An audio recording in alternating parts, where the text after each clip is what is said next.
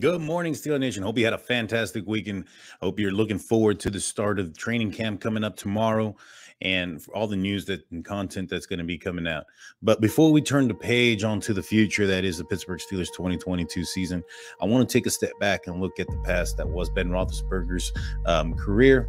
There's been a lot of negative talk here recently about the interview that Ben Roethlisberger had with Ron Cook in Pittsburgh's Post-Gazette. And today what I want to do is just kind of take a look back. I had a comment in the comment section asking me to do a top 10 on the receivers and running backs that played with Ben Roethlisberger. And today we're going to do a list. With that being said, guys, I'm Daniel J. Please hit that like and subscribe button. You don't want to miss any of the content. We'll be going to Latrobe for training camp this season. You don't want to miss any of my takes on what's going on the quarterback battle, the left guard battle, and all the battle positions that are going on in the defense. With that said, please hit that like and subscribe button. My name is Daniel J. This is State of the Steelers, and welcome to the Huddle.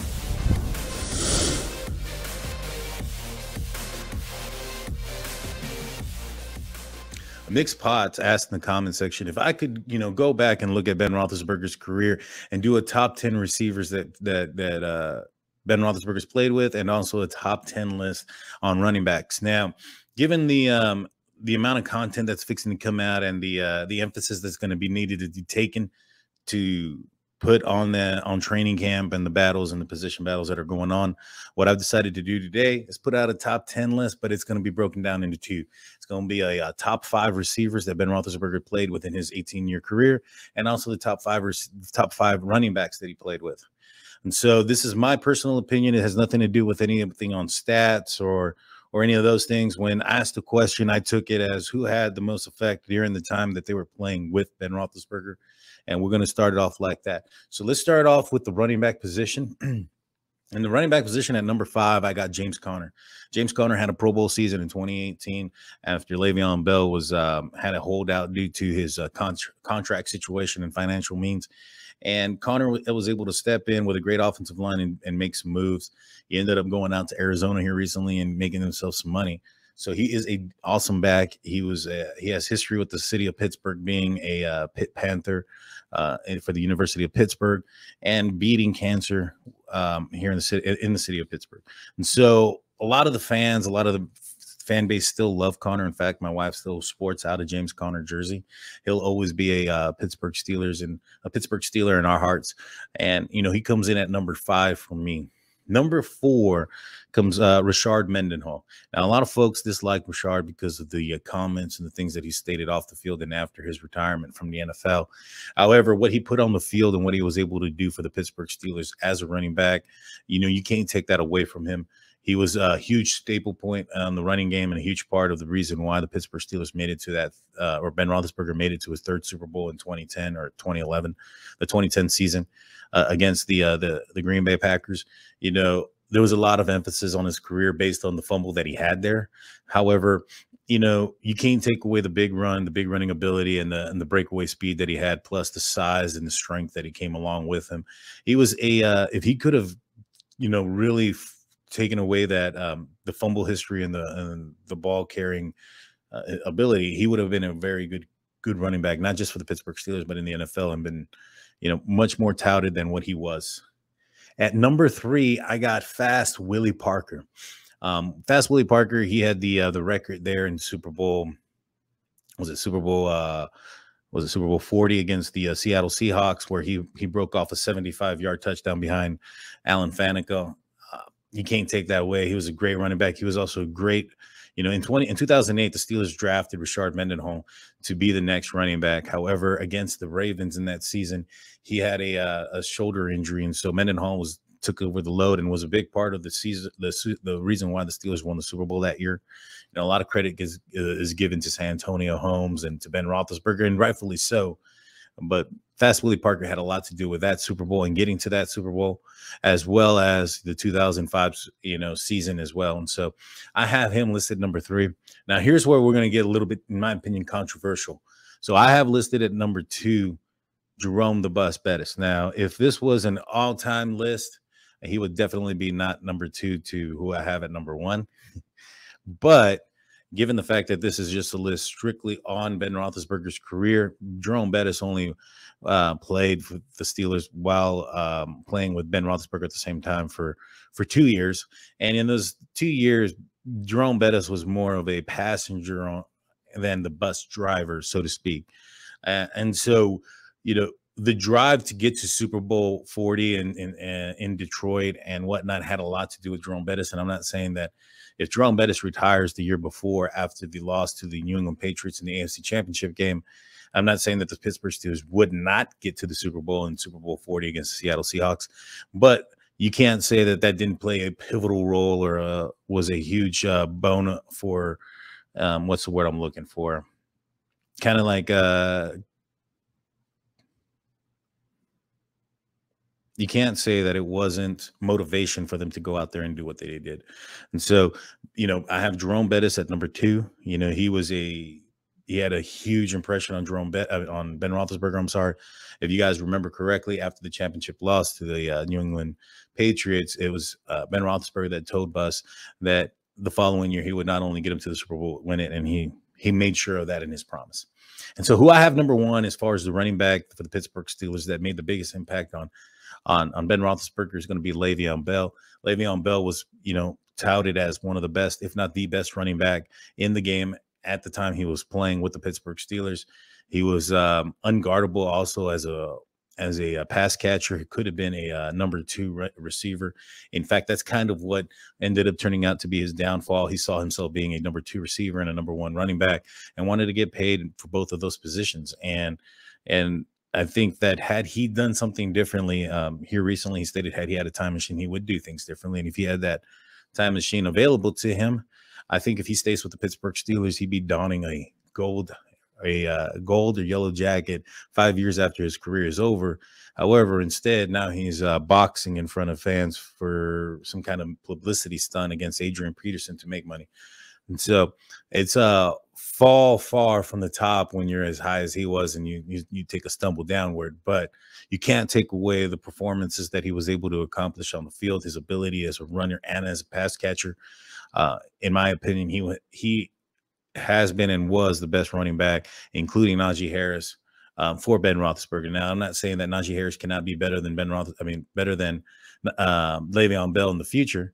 But for the last season, for the 2021 season, I cannot say that Najee Harris played at above the line or played at a higher quality than Le'Veon Bell did at the height of Le'Veon Bell's career. But Najee Harris's career is just starting, so that story is yet to be written. Now, let's jump over to the wide receiver position. At number 5, I have Juju Smith-Schuster. The reason why I got Juju there is for a long time, Juju was the security blanket for Ben Roethlisberger. I would have put probably Heath Miller there, but this is a receivers only. And so, I'm going to put Juju there. I don't know if you guys remember, there was the play where Ben Roethlisberger threw the interception to a defensive line there. I believe it was against the Denver Broncos. And when Ben threw the interception in there against the line and was stating that Antonio Brown should have cut underneath, made a flatter route, he stated also that he should have probably thrown the ball 4 times to Juju Smith-Schuster. And that's kind of also started the issues between Juju and AB, but I digress on that. He was a security blanket. He's been a consistent receiver for the Pittsburgh Steelers while he was a member of the Pittsburgh Steelers. And he had some big plays for Ben. He ended up not turning out the way he wanted to be as far as being a number 1 without AB across the side from him. However, you can't, like I said, I don't want to sound like a broken record, so can't take away from what he did. But at the end of the day, he was a great receiver for the Pittsburgh Steelers. And in 2019, he was one of the main reasons why the Pittsburgh Steelers did not have a losing record after the injury of Ben Roethlisberger. And so Juju has been a huge staple point for the team, and he will be greatly missed now that he's with the Kansas City Chiefs. At number 4, I have big play Mike Wallace, the speedy receiver, the guy that took the top over the defenses, made defenses change the way they played the Pittsburgh Steelers, who were known as a run-first offense, and forced defenses to play further back. His connection with Ben Roethlisberger was amazing. The ability to throw the ball down the field and for him to catch it was awesome. It really high-pointed Ben Roethlisberger's ability to make a catchable ball, because if you watch Mike Wallace throughout his career, even with the Steelers, but especially after he had left the Pittsburgh Steelers, he was a bit of a known bit known for being a butterfinger. And so, you know, Ben Roethlisberger's ball position and the velocity and where he does the catchability of the pass that he throws made Wallace a very rich man in Miami. And so I have him at number 3. I mean, at number 4, I'm sorry. At number 3, I have Santonio Holmes, the MVP of Super Bowl 43.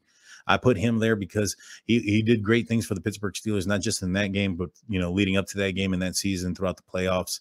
You know, he had the huge clutch victory against the Baltimore Ravens, where his feet were in bounds and it went down towards the end. And then, not to mention the overtaking of the San Diego Chargers at the time, where nobody could stop him, whether it was in the passing game or in special teams.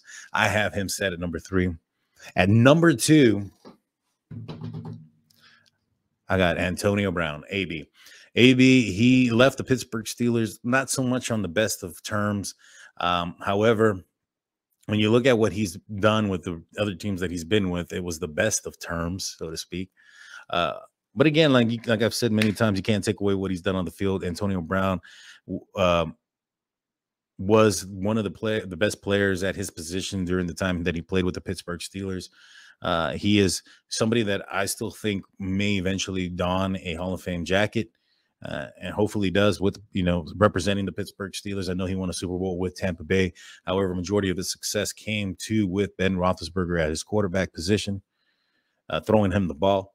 And so I think that, you know, in my opinion, that's where I'm going to put AB. I'm going to put him at number 2, behind the one and only, in my opinion, should be Hall of Fame receiver, Super Bowl MVP, 2-time Super Bowl champion, Heinz Ward.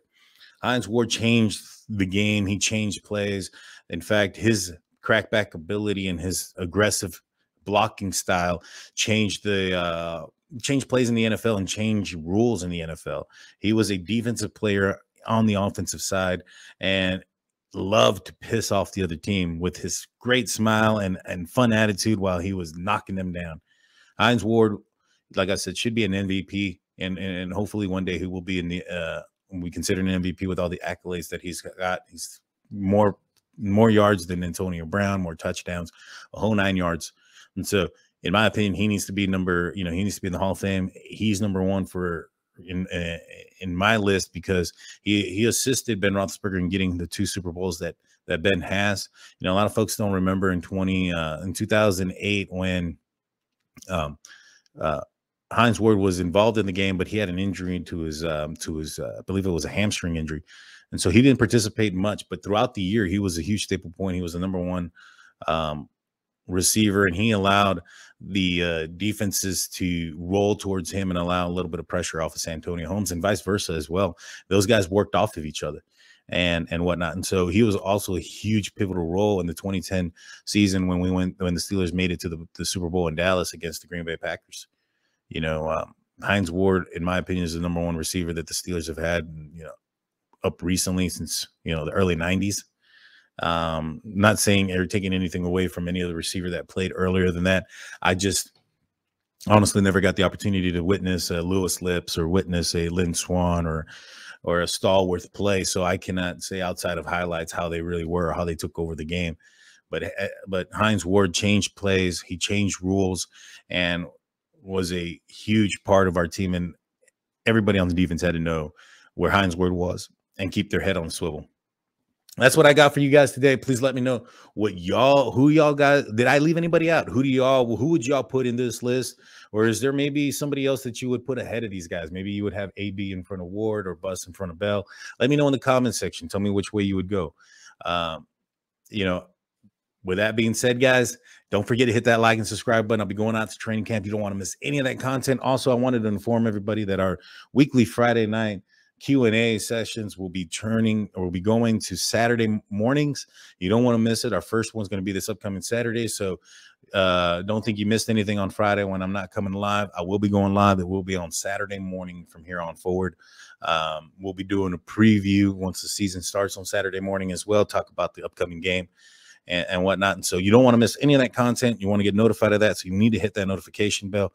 We also gave away 2 tickets to see the Steelers play against the Jets here recently. You know, on that October 2nd game. It's the second week, or the second home game for the Pittsburgh Steelers.